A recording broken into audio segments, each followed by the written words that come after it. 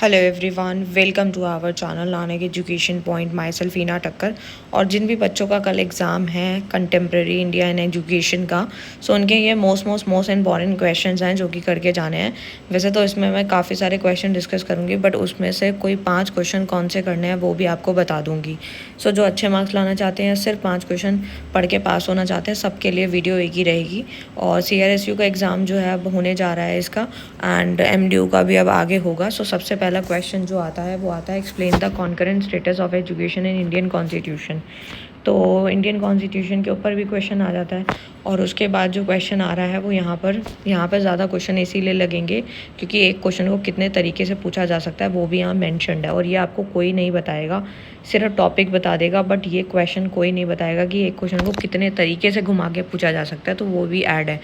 तो गिनती के 5-6 क्वेश्चन ही करने, आपको सारे नहीं करने, बस तरीके बताए गए हैं कि इस तरीके से क्वेश्चन आ सकता है। तो यहाँ पे जैसे दे रखा है second question, describe the provision given in article 45, 46, 28। ये सारे आर्टिकल जो हैं वो दिए गए हैं, इनमें से कोई भी एक आर्टिकल आपसे पूछा जा सकता है। 41 आर्टिकल 45, या फिर आपसे जो है explain education related article in Indian constitution पूछ लेगा, या फिर place of education in the fundamental right of Indian constitution पूछ लेगा। तो मतलब तरीके देखो, बस आपको एक टॉपिक पकड़ना है इंडियन कॉन्स्टिट्यूशन, वो अच्छे से पढ़ के जाना है, फिर क्वेश्चन कैसे भी आए आप कर पाओगे। नेशनल एजुकेशन पॉलिसी 1986 की डेफिनेशन प्रोविज़न करके जाना। आर्टिकल तो मैंने बता ही दिए हैं आपको, कर सकते हो। Right to education act 2009 very important है, कई बार आपके एग्जाम में आया हुआ क्वेश्चन है ये, ठीक है।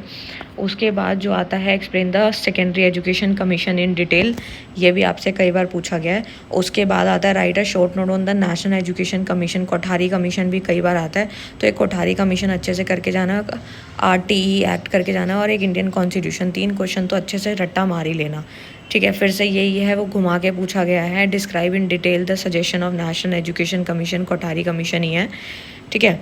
उसके बाद जो क्वेश्चन आता है वो आता है NEP, न्यू एजुकेशन पॉलिसी के एलिमेंट्स, डेफिनेशन, ये पढ़ लेना। यहाँ से शॉर्ट नोट भी आ जाता है और कई बार वैसे भी पूछ लेता है। न्यू एजुकेशन पॉलिसी जो है वो उसके जो भी पॉइंट्स हैं वो सारे, नवोदय विद्यालय और ऑपरेशनल ब्लैक बोर्ड के बारे में भी एक डिफरेंस तैयार कर लेना, तो ये भी आ जाता है, लेकिन ये इतना 50-50 चांस है, ठीक है। उसके बाद जो क्वेश्चन आता है वो आता है आपका प्रोग्राम ऑफ एक्शन को एक्सप्लेन करना, 1992, ये भी 50-50 चांस है।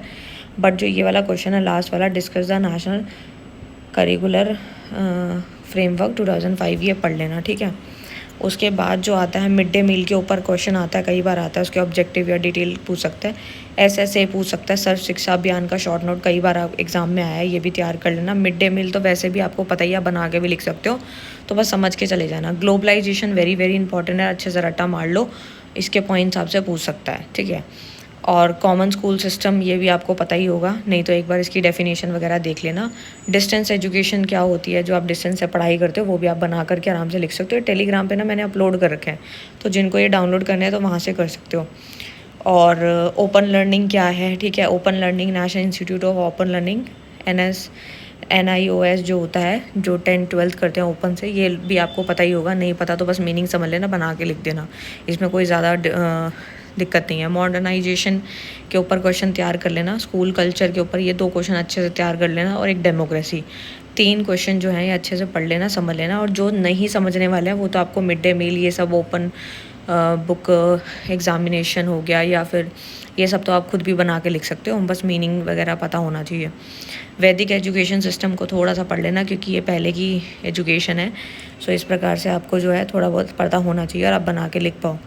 जो क्वेश्चन नहीं पढ़ने वाले हैं वो तो मैंने खुद ही बता दिए, जो पढ़ने वाले हैं उनको आप तैयार कर सकते हो। उसके बाद जैसे बुद्धिज़्म एजुकेशन सिस्टम, ये थोड़ा सा बस मीनिंग वगैरह समझ लेना। मुस्लिम एजुकेशन सिस्टम इन डिटेल, ये तो 50-50 के चांस हैं, आ भी सकते हैं और नहीं भी।